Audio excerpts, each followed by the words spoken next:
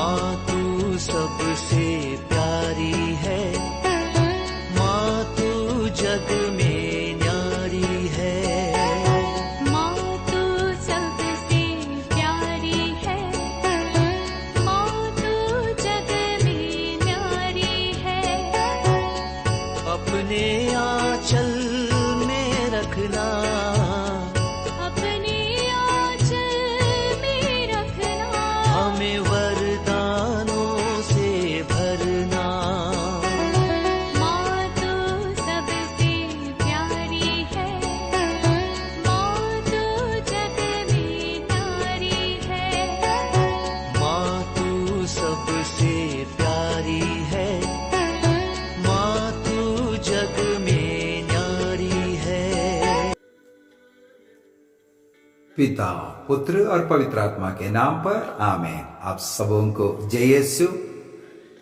प्रभु ईसा मसीह का दिव्य दौरा में आज प्रभु ईसा मसीह जैरूस के घर में जाते हैं। कफरनहूम का ये घटना है। हम लोगों ने पिछले क्लासों में मनन चिंतन किया। अनेकों घटनाएं, चमत्कार ईसा मसीह ने कफरनहूम में ही किया है। कफरनहूम में जैरूस आकर के उनके घर में बुलाते हैं, क्योंकि उनकी बेटी 12 साल की जो बेटी है वो बीमार है, और घर में आकर उन्हें चंगाई देने के लिए प्रभु ईसा मसीह से अनुरोध करते हैं। तो हम लोगों ने पहले मनन चिंतन किया था। ईसा मसीह वो सभागृह जाते हैं, और सभागृह ईसा मसीह वहां पर भी अनेकों चमत्कार दिखाया है। इसलिए जैरूस ने देखा इस सभागृह में अनेकों चमत्कार दिखाने वाला मसीह मेरे बेटी को भी चंगाई दे सकता है। इसलिए उस जैरूस ने, सभा के अधिकारी ने, जैरूस ने ईसा मसीह को अपने घर में बुलाया।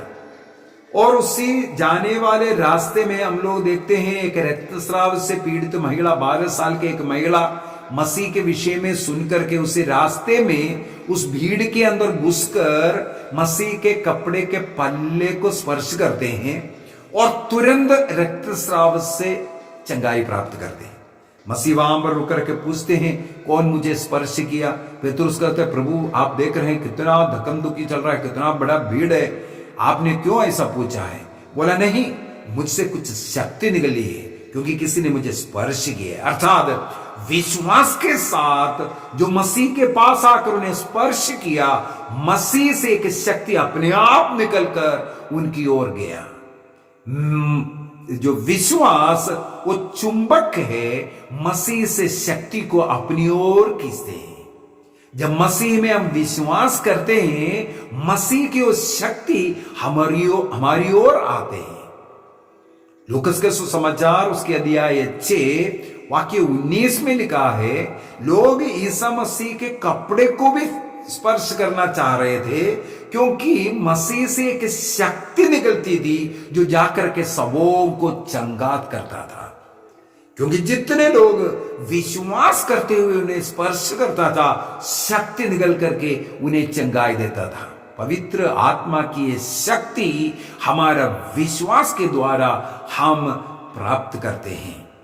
और ईसा मसीह फिर आगे बढ़ते हैं और जैरूस के घर में पहुंचा। तब तक जैरूस की बेटी की मृत्यु हो चुकी है। रास्ते में ही लोग आकर के बोला, अभी गुरुवार को लेके आने की जरूरत नहीं, आपकी पुत्री मर गया है। लेकिन ईसा मसीह उनके साथ उनके घर में जाते हैं। वहां रोने वाले, विलाप करने वाले लोगों को देखते हैं। यहां पर मुझे स्पर्श करने वाला एक और बात है। वहां पर लिखा हुआ है, ईसा मसीह जब उनके घर में पहुंचा, अनेकों लोग रो रहे थे। उन लोगों से कहा, तुम लोग रोने की जरूरत नहीं, वो मरे नहीं है। ये सुन करके वे लोग ईसा मसीह की किल्ली उड़ाने लगे। मसीह की चंगाई की किल्ली उड़ाने वाले, मसीह के चंगाई में विश्वास नहीं करने वाले, मसीह के उस ईश्वरत्व पर विश्वास नहीं करने वाले, मसीह विरोधी बनकर के अनेकों लोग जो कार्य कर रहा है, ये किल्ली उड़ाने वाले लोग, एक और पॉइंट, वहां पर पहुंचने के बाद बाहरी शिष्य लोग, अन्य अनेकों हजारों लोगों का भीड़ था, सबको मसीह ने घर से दूर रखा। केवल ईसा मसीह ने पेत्रुस, योहन को और याकूब को, 3 जन को अपना साथ लेकर के उस घर के अंदर प्रवेश किया। बच्चे के माता पिता को लिया और ये 3 लोगों को, बाकी सबको घर से बाहर भी निकाला। यहां पर हम लोग एक और बात की मनन चिंतन करना है। ईसा मसीह अभी एक बहुत बड़ा कार्य करने जा रहा है। मसीह ने जब लोगों से कहा, रोने वालों से कहा वो मरी नहीं है, उनकी खिल्ली उड़ाने लगी, क्योंकि उनको मालूम है वो मरी पड़ी है। हम मसीह में कई बार विश्वास नहीं करते, मसीह की शक्ति पर इतना विश्वास नहीं कर पाते हैं कि हमारे साथ इस प्रकार का कार्य कर सकता है। हम लोग एफेसियों का पत्र उसके अध्याय 3 वाक्य 20 में पढ़ते हैं, हमारा ईश्वर वो ईश्वर है, हमारी प्रार्थना और कल्पना से भी परे हमें देने वाला है। हम जितना प्रार्थना नहीं कर सकता, जितना हम सोच नहीं सकता, इससे परे, उससे अधिक हम लोगों को देने वाला ईश्वर है। हम अपने वो छोटे से बुद्धि, छोटे से वो विश्वास में रहकर अनेकों बार तर्क करते हैं, अनेकों बार हंसी मजाक करते हैं। दूसरे लोग जब प्रार्थना करते हैं, विश्वास के साथ प्रार्थना करते हैं, या चंगाई के लिए प्रार्थना करते हैं, या विश्वास के द्वारा कुछ घोषणा करते हैं, उसकी किल्ली उड़ाते हैं, इसके विरुद्ध में बोलते हैं। किसी के चंगाई के लिए प्रार्थना किया, प्रार्थना कर दो, क्या चंगाई हो गया? इस प्रकार पूछने वाले लोग, ऐसा लगता है जो प्रार्थना करने वाला व्यक्ति वो कर रहा है। अनेकों लोग ऐसा भी है, मैं कर रहा हूं बोलकर के प्रार्थना करने वाला भी है, लेकिन हम प्रार्थना करते हैं, चंगाई देता है मसीह। ईश्वर अपनी इच्छा के अनुसार चंगाई देता है, लेकिन हम प्रार्थना करते हैं, मसीह हमारे द्वारा अनेकों चिन्ह चमत्कार कर सकते हैं। हम लोग प्रेरित चरित्र अध्याय 5 वाक्य 15 में पढ़ते हैं, पेत्रुस जिस रास्ते से जाते थे, उस रास्ते के किनारे में दोनों भागों में लोगों को, पलंगों में मरीजों को ला करके डालते थे, ताकि पेत्रुस जब जाते वक्त उनका छाया मात्र उन रोगियों पर पड़ जाए। पेत्रुस हाथ रखने की भी जरूरत नहीं, जिनके ऊपर उनका छाया भी पड़ गया वे चंगाई प्राप्त करते थे। उसी प्रकार 19 के अंदर हम लोग पौलुस के विषय में पढ़ते हैं। पौलुस के शरीर पर लोग रुमाल स्पर्श करते हैं, और वो रुमाल लेकर के रोगियों को स्पर्श करता है, वो रोगी चंगाई प्राप्त करते हैं। ईश्वर इस प्रकार अपने चुने हुए नबियों के द्वारा अनेकों चिन्ह चमत्कार करते हैं, चंगाइयां देते हैं। ईसा मसीह इनके द्वारा कार्य करता है।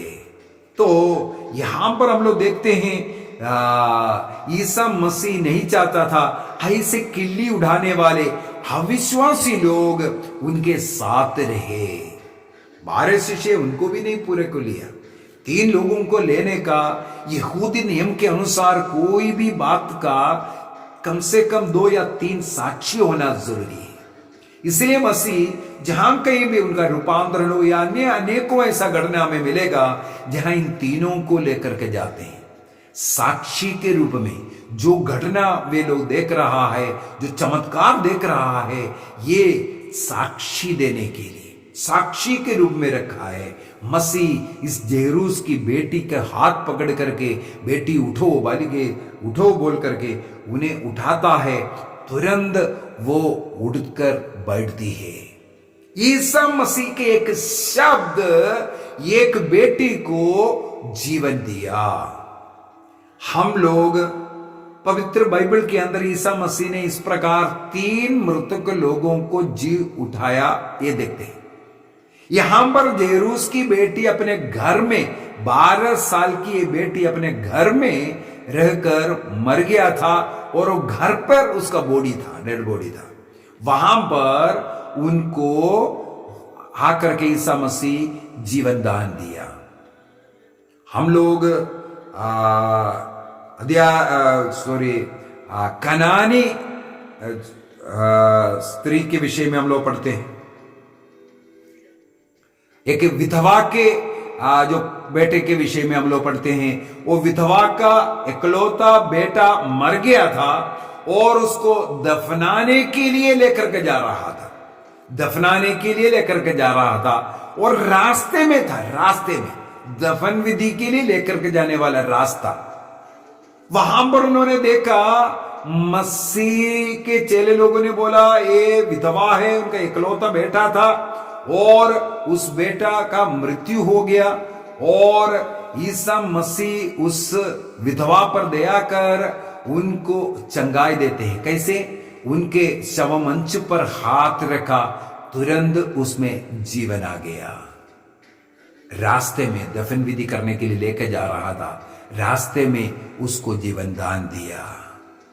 न्यायन के विधवा का बेटा इस प्रकार जी उठा, न्यायन की विधवा। इसके बाद हम लोग यूहन्ना के सुसमाचार अध्याय 11 में एक तीसरे व्यक्ति का मृत्यु, वो है उनका सबसे दोस्त, ईसा मसीह का सबसे करीबी परिवार, मार्था और मरियम और उनका भाई लाजरुस। ईसा मसीह को कब्र में मिल गया, आपका दोस्त बीमार है, आओ, लेकिन ईसा मसीह नहीं गए। ईसा मसीह उनके घर में गए, उनके मृत्यु के 4 दिन के बाद दफनाया गया था, कब्र में पड़ा था, 4 दिवस हो गया। मसीह उसके कब्र के पास जाकर के ईश्वर को धन्यवाद दिया। इसके बाद कहते लाजर बाहर निकल आओ। लाजर को इस प्रकार कब्र से बाहर निकालता है। एक जेरूस का बेटी घर के अंदर, नाइन के विधवा के बेटा को दफन विधि के लिए लेकर जा रहा था और लाजर दफन विधि होकर के भी 4 दिन हुआ था। सबों को ईसा मसीह ने जीवन दान दिया। इसके द्वारा मसीह ने कहा जीवन और मृत्यु, पुनरुत्थान, ये सब मसीह है। पुनरुत्थान और जीवन में हूं।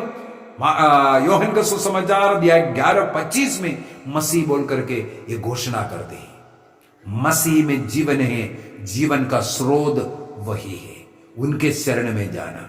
आज जेरूस के घर में आनंद का कारण बना मसीह का आगमन।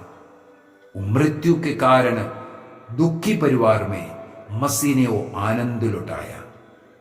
मसीह यहां पर हमें भी यही आग्रह करते हैं।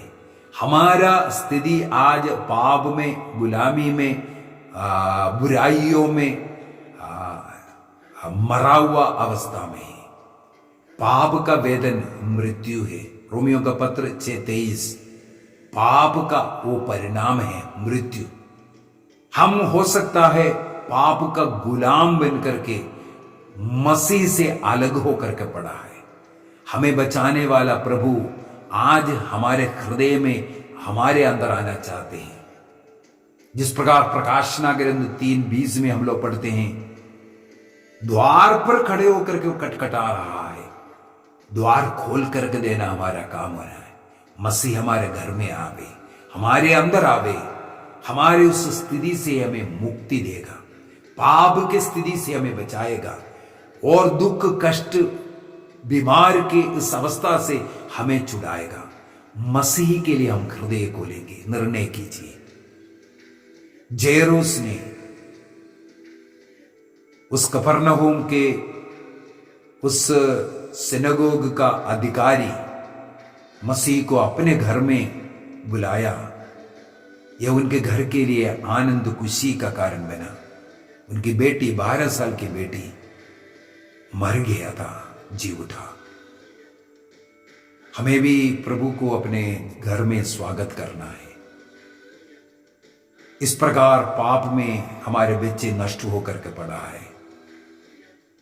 नशे में, बुराइयों में, प्रार्थना नहीं, चर्च नहीं, भक्ति नहीं, शैतान के हाथों में नष्ट होकर के पड़ा है, मरा पड़ा है। हमारे घर में हमें भी यीशु को लाना है, प्रार्थना के द्वारा, भक्ति के द्वारा, विश्वास के द्वारा हमारे जीवन को बचाने, हमारे बच्चों के जीवन को बचाने यीशु बचाएगा। स्वागत कीजिए। पिता, पुत्र और पवित्र आत्मा के नाम पर आमीन। आप सबों को जय यीशु।